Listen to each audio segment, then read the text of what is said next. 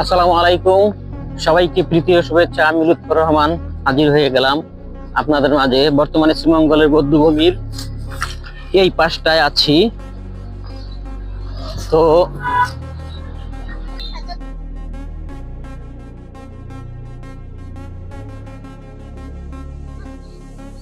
এই যে বধ্যভূমি ৭১-এর পাশটায় আছি, দেখুন এখানে অনেক ট্যুর লোক বন্ধুরা বসে বিকেলে সময়টা কাটাচ্ছে। ঠিক এই পাশটায় অসাধারণ একটা ভিউ, যা এখন একটু পানি শুকনো, কিন্তু একসময় পানির স্রোত, অনেক পানির স্রোতধারা আসে, বয়ে চলে, ভালো লাগে আরো দৃশ্যটা। ঠিক যারা বৌদ্ধভূমি ৭১-এ ঘুরতে আসেন তারা এই পাশটায় আসবেন। এখানকার চা বাগান ঘিরে অসাধারণ সুন্দর জায়গা আছে এইখানে। সুপ্রিয় ট্যুরিস্ট বন্ধুরা, বৌদ্ধভূমির পাশে অসাধারণ জায়গা, প্রাচীন ইতিহাসের সাক্ষী। বৌদ্ধভূমির পাশে অবস্থিত এই অসাধারণ জায়গাটি যেন ইতিহাসের পাতা থেকে উঠে আসা এক জীবন্ত গল্প। এখানকার প্রতিটি পাথর বিটি হাজার বছর পুরনো সভ্যতার নীরব সাক্ষী হয়ে দাঁড়িয়ে আছে। প্রাকৃতিক সৌন্দর্যের অপূর্ব মিলনবন্ধন। এই স্থানে বিশেষত্ব শুধু নয়, ঐতিহাসিক গুরুত্বেরই নয়, বরং প্রকৃতিক অপরূপ সাজসজ্জাও। সবুজ ঘাসের দীর্ঘিত প্রান্ত, আঁকাবাঁকা মাঠ পথ এবং দূরে দৃশ্যমান গাছপালা সমারোহ মিলে তৈরি হয়েছে এক মনোমুগ্ধকর দৃশ্য স্পট।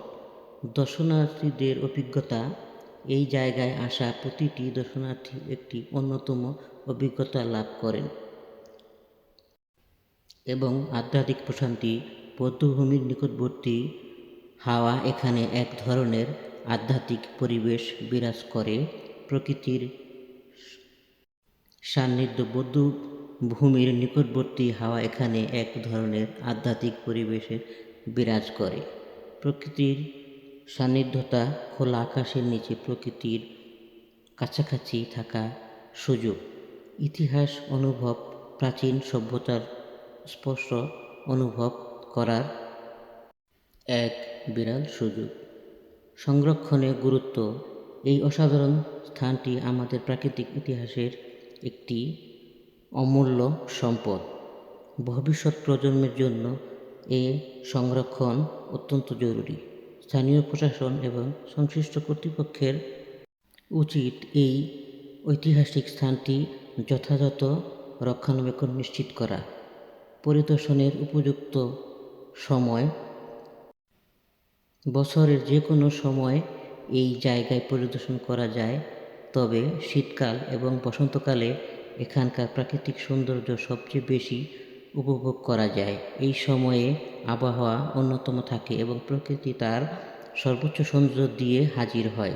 বধ্যভূমির পাশে অবস্থিত এই অসাধারণ জায়গাটি শুধু একটি পর্যটন স্থান নয়, এবং এটি আমাদের অতীত, বর্তমান ও ভবিষ্যতের মধ্যে এক অন্য ধরনের সেতুবন্ধন। আসুন না, আপনিও ঘুরে যান এই বধ্যভূমির এই স্থানটাতে, আপনার পদচারণা রেখে যান এই স্থানটাতে, ভালো লাগবে, প্রশান্তি লাগবে। অবশ্যই চ্যানেলটা সাবস্ক্রাইব চাই, সুন্দর ভিডিও আমি আপনাদের উপহার দিতে চাই।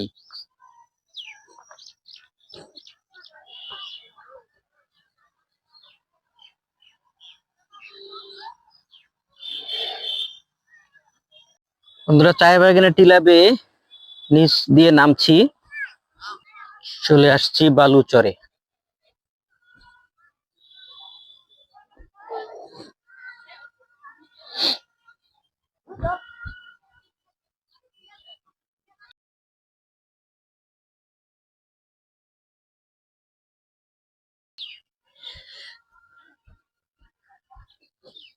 বধ্যভূমির এই পাশটায় কিন্তু অসাধারণ সুন্দর একটি জায়গা।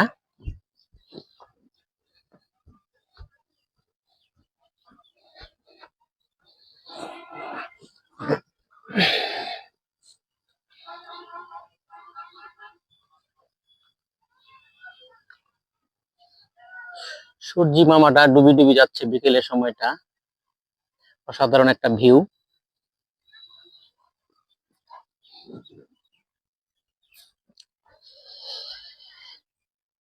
বন্ধুরা, এমন নদীর বা খাল যে যেভাবে বোঝেন সেখানটায় দাঁড়িয়ে আছি। কেমন হচ্ছে এই সুন্দর ভিউটা? সুন্দর না বন্ধুরা? অবশ্যই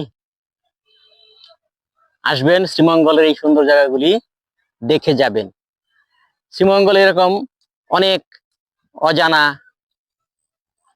অচেনা, যেগুলাতে টুরিস্ট বন্ধুরা এখনো আসেনি, এরকম বহু জায়গা আছে। সেগুলো আমি আমার দৃষ্টি থেকে খুঁজে বের করে আপনাদেরকে লোকেশন দেওয়ার মতো চেষ্টা রাখি। ওই পাশটা যদি যাই,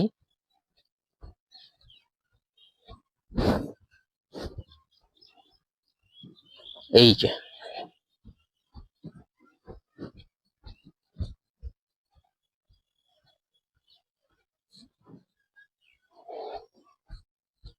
ওয়াও, অসাধারণ দৃশ্য।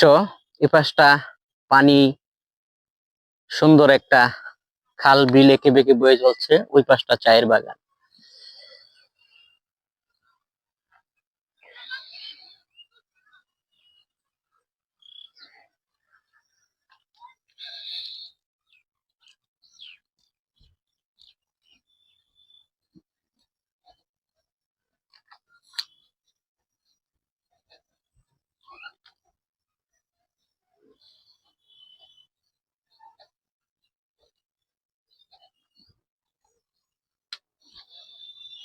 তো বন্ধুরা, গাছের একটা প্রান্তে দাঁড়িয়ে গেলাম, একটু হাঁটতে হাঁটতে হাঁপিয়ে গেছি। আসলে শ্রীমঙ্গলের চায়ের বাগান বা এরিয়াগুলি সমান্তরাল নেই, উঁচু নিচু এঁকে বেঁকে, একটু হাঁটলে একটু ক্লান্তি বোধ করে আর কি। তো বন্ধুরা, ভিডিওটা কেমন হচ্ছে অবশ্যই জানিয়ে যাবেন।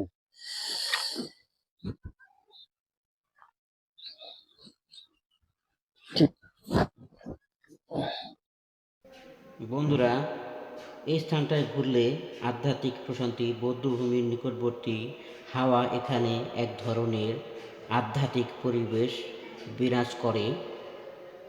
প্রকৃতির সান্নিধ্য যেন খোলা আকাশের নিচে, প্রকৃতির কাছাকাছি থাকার সুযোগ, ইতিহাস অনুভব, প্রাচীন সভ্যতা সম্পূর্ণ অনুভব করা যায় এখানটা ঘুরতে আসলে। নদীনালা, খালবিল, প্রকৃতির অপরূপ একটা দৃশ্য, যেদিকে তাকাচ্ছি মনটা জুড়িয়ে যাচ্ছে, প্রাণটা জুড়িয়ে যাচ্ছে। ট্যুরিস্ট বন্ধুরা, আহ্বান জানাবো, আপনারা আসুন। বৌদ্ধভূমির পাশাপাশি এই স্থানটাতেও ঘুরে যাবেন, যা বৌদ্ধভূমির পাশটাই অবস্থিত। অনেকে হয়তো এখানটায় যান না, কিন্তু এখানটা ঘুরে নদী নালার একটা ছোঁয়া, প্রকৃতির একটা অন্যরকম ভালো লাগা চায়ের বাগানকে ঘিরে এখানটায় আপনারা পেয়ে যাবেন। অতএব টুরিস্ট বন্ধুরা, ঘুরে যাবেন চা বাগান ঘিরে, এই সুন্দর অদেখা একটি চায়ের বাগান ঘিরে বৌদ্ধভূমির এই প্রান্তটা। এই তো গেল ও প্রান্তের গল্পটা। এখন হাঁটতে হাঁটতে ঢুকে যাচ্ছি চায়ের বাগানের ভিতরটায়। এপাশটায় ফাঁকা ফাঁকা কিছু স্থান, চা বাগানের গাছের পাশাপাশি এখানটায় পিকনিক, বনভোজন করার মতো ফেভারিট একটি জায়গা এই স্থানটা। এখানে অনেকেই এই বনভোজন পিকনিকের সময়টা এখানটা ঘুরে যায়। বনভোজন, পিকনিক, আপনার স্টুডেন্ট সফর সব মিলিয়ে এখানটায় হয়ে থাকে।